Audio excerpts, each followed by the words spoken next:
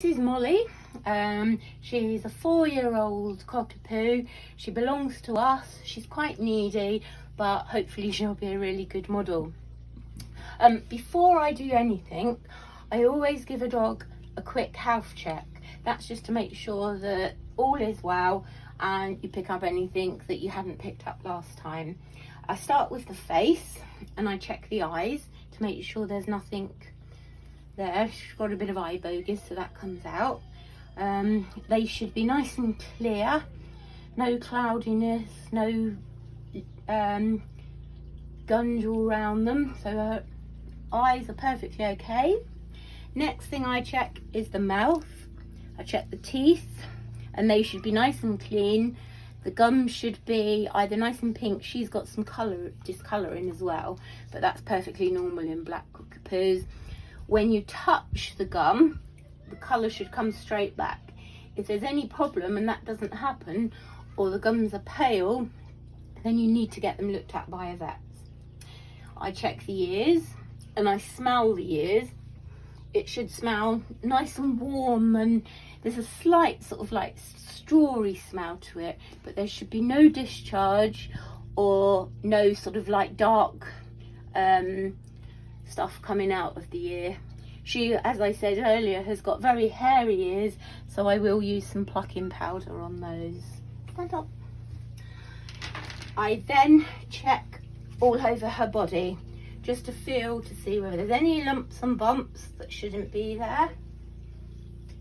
All underneath her belly to check as well. I check her rear end to make sure that her anus is okay, it's not sore, inflamed, and also around her genital area. That should be fine. Molly has been spayed, so she shouldn't have any swelling or anything in that area. The next thing I do is I check to see whether there are any mats hanging around that I haven't sort of seen.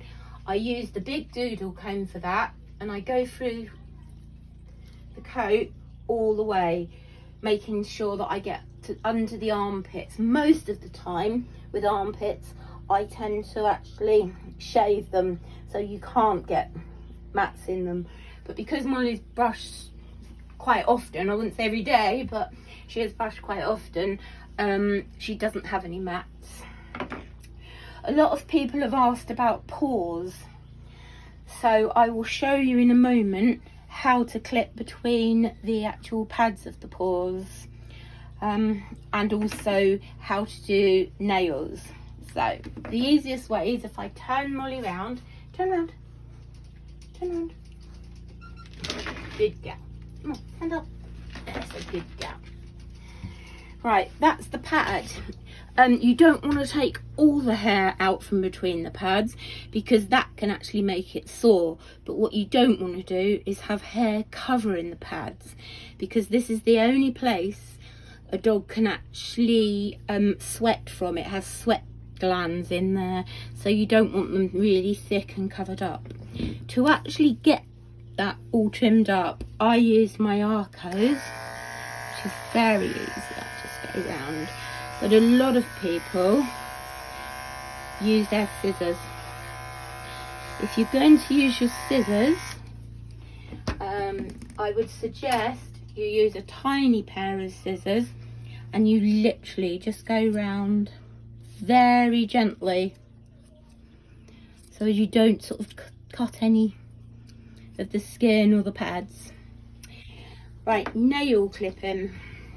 Molly has black nails, so it's really hard to see where you're supposed to clip to. What I was taught is the squeeze test. So if I'm going to clip a black nail, I actually hold the clippers onto the nail.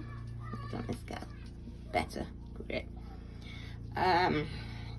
She doesn't like her nails done like the same as any other dog, so I hold it actually on the nail and I squeeze before I actually clip. If she reacts, it means I'm squeezing the quick. If she doesn't react, I'm free to go. You're always going to have some problems with black nails, so I suggest you have a pot of this handy, which is Trimx Blood Stop, and it does stop the bleeding very, very fast. If you haven't got this, you can use things like corn flour, ordinary flour, and even a bar of soap will do it. If you run the nail against that, it's just to sort of stop the bleeding, because even though it's a very small amount, it looks more. If you really, really don't want to cut nails, you can grind them. This is a grinder. It's, as it says, this is an Oster grinder. I use it, but mostly on dogs like bulldogs, French bulldogs, pugs, because their nails tend to be strained shorter. I don't use it on dogs that have got a lot of hair around their nails, because it can get twisted up and it can be very painful for them. So that's nails, that's hair, that's sometimes I will just literally clip round the anal area, but with Molly I'm going to give her a clip, so I'll do that all at the same time.